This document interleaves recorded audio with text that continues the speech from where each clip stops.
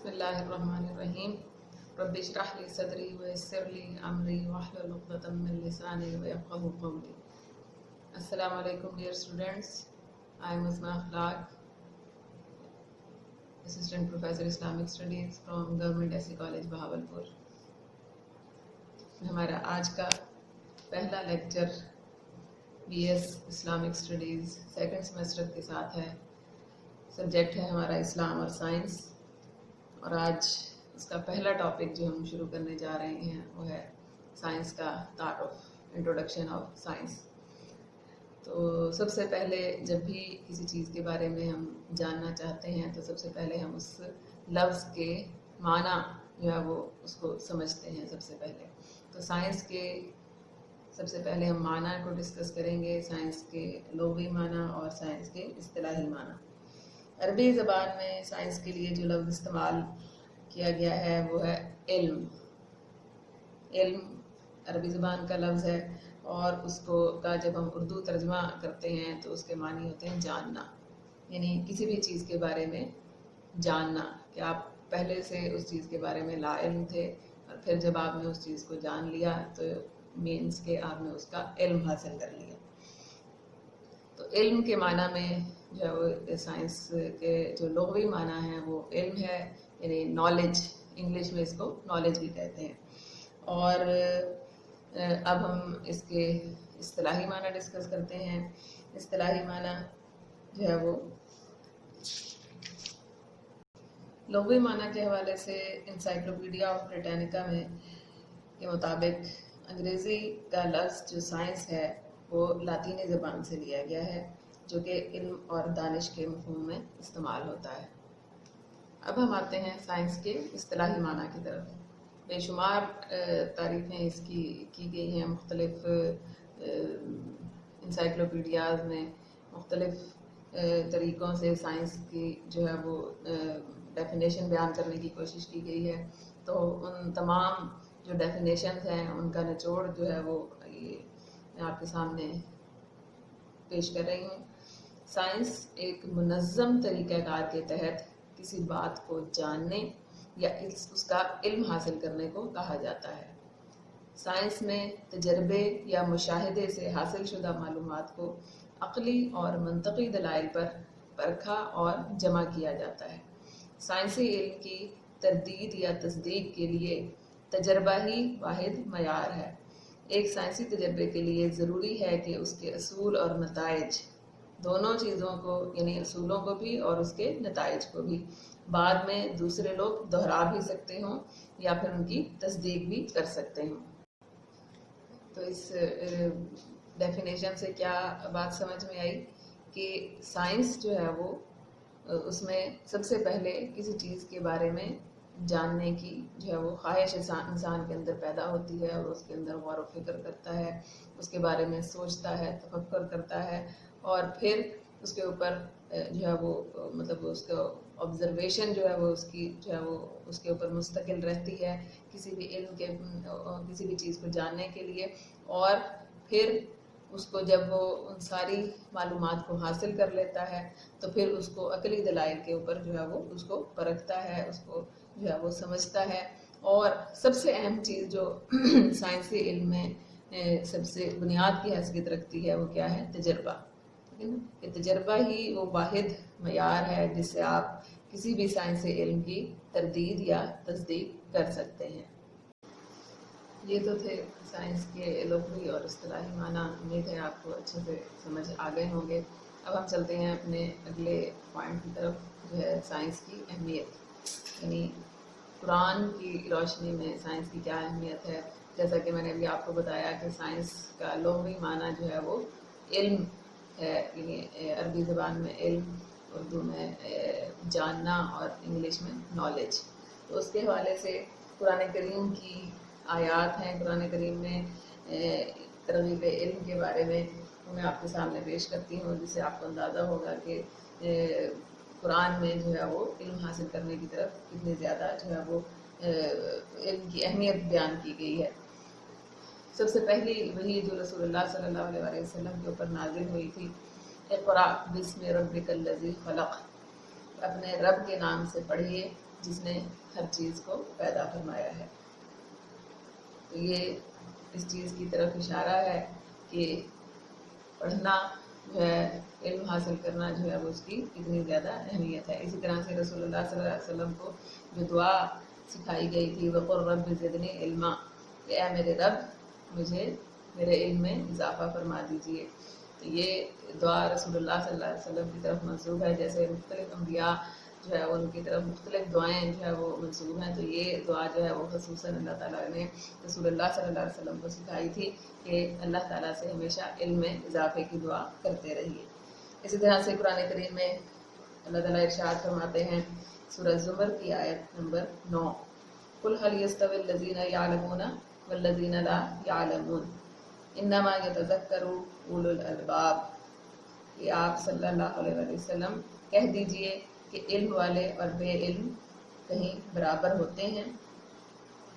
مطلب یہ ان سے رسول اللہ صلی اللہ علیہ وسلم کو جو ہے وہ کہہ رہے ہیں اللہ تعالیٰ کہ آپ کہہ دیجئے کہ علم والے اور بے علم برابر کبھی بھی نہیں ہو سکتے، تو سوچتے وہی ہیں جو صاحب عقل ہیں۔ اسی طرح سے قرآن کریم میں ایک اور جگہ سورہ نحل میں اللہ تعالیٰ ارشاد فرماتے ہیں آیت نمبر 43 فَاسْأَلُوا أَهْلَ الذِّكْرِ إِن كُنتُمْ لَا تَعْلَمُونَ، تو پس تم اہل ذکر سے پوچھ لیا کرو اگر تمہیں کچھ معلوم نہ ہو۔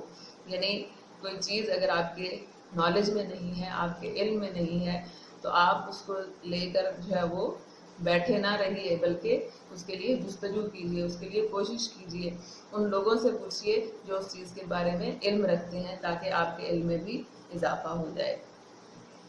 اسی طرح سے سورہ مجادلہ کی آیت نمبر 11، والذین اوتوا العلم درجات، اور جنہیں علم عطا کیا گیا ہے اللہ تعالیٰ ان لوگوں کے درجے بلند فرما دیں گے۔ یعنی علم حاصل کرنا جو ہے وہ آپ کے درجات میں بلندی کا باعث ہے۔ اسی طرح سے قرآن کریم میں بے شمار آیات ہیں جس میں اللہ تعالیٰ اپنے بندوں کو غور و فکر کرنے کی ترغیب دیتے ہیں۔ اس کائنات میں بار بار اللہ تعالیٰ نے لوگوں کو جو ہے وہ دعوت دی اس چیز کی، انہیں جو ہے وہ آیات تو بہت ساری ہیں، وقت کی کمی کی وجہ سے میں ان میں سے چند ایک آپ کے سامنے پیش کرتی ہوں۔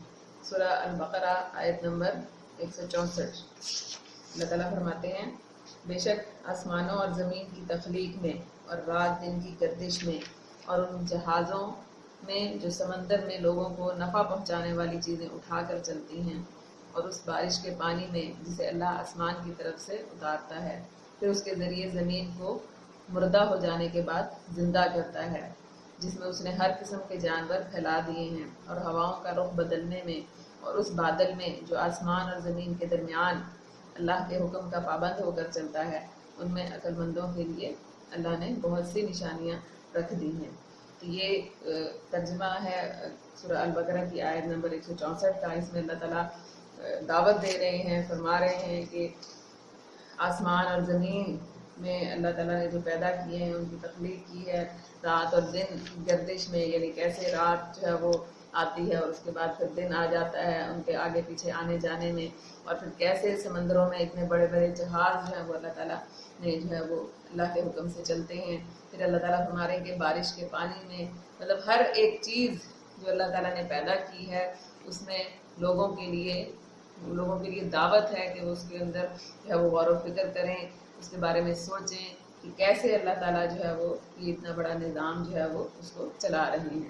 اسی طرح سے سورہ نحل کی آیت نمبر 10 اور 11، وہی ہے جس نے تمہارے لیے آسمان کی جانب سے پانی اتارا، اس میں سے کچھ پینے کا ہے اور اسی میں سے کچھ شجرکاری کا ہے، جس سے نباتات سبزے اور چراگاہیں اگتی ہیں، جن میں تم اپنے مویشی چراتے ہو۔ اسی پانی سے تمہارے لیے کھیت اور زیتون اور کھجور اور انگور اور ہر قسم کے پھل اور میوے اگاتا ہے، بے شک اس میں غور و فکر کرنے والوں کے لیے لوگوں کے لیے نشانیاں ہیں۔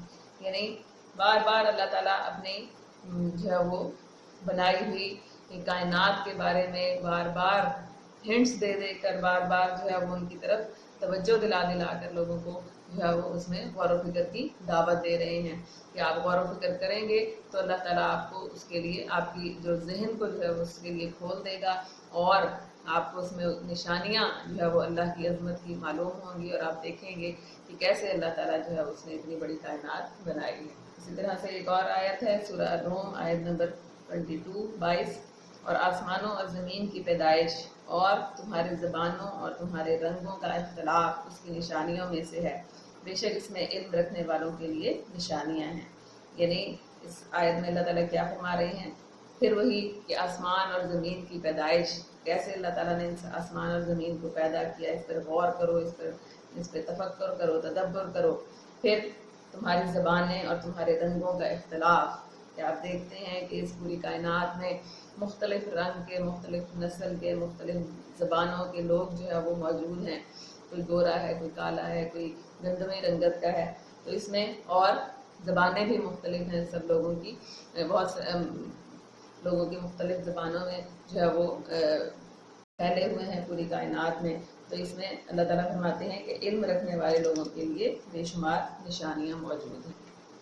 اسی طرح سورہ العنکبوت آیت نمبر 20 اللہ تعالیٰ فرماتے ہیں، فرما دیجئے کہ تم زمین میں چلو پھرو، پھر دیکھو، غور کرو کہ اس نے اپنی مخلوق کی ابتدا کیسے فرمائی۔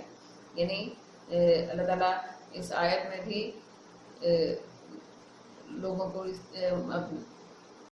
اسی طرح سے سورہ زمر آیت نمبر 6، وہ تمہیں تمہاری ماؤں کے بطنوں میں 3 تاریک پردوں میں ایک حالت کے بعد دوسری حالت میں بناتا ہے۔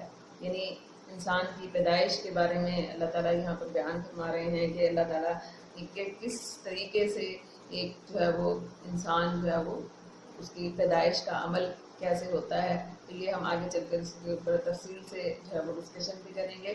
تو یہ بھی آیت جو ہے وہ اللہ تعالیٰ کی طرف سے دعوت دے رہی ہے انسان کو کہ وہ کائنات میں غور و فکر کرے۔ بات یہ کہ اللہ تعالیٰ نے قرآن کریم میں چھوٹی سے چھوٹی اور بڑی سے بڑی ہر ایک چیز کے بارے میں انسان کو جو ہے وہ یہ ترغیب دلائی ہے کہ وہ کائنات میں غور و فکر کرے۔ جب تک غور و فکر نہیں کرے گا تو وہ جو ہے وہ اس کی تہ تک نہیں پہنچ سکتا، اور اللہ تعالیٰ کی نشانیوں کو جب تک غور و فکر نہیں کرے گا اس کی سمجھ میں نہیں آ سکتے۔ تو یہ آج کا ہمارا لیکچر تھا۔ انشاءاللہ کل نئے ٹاپک کے ساتھ دوبارہ ملیں گے۔ السلام علیکم۔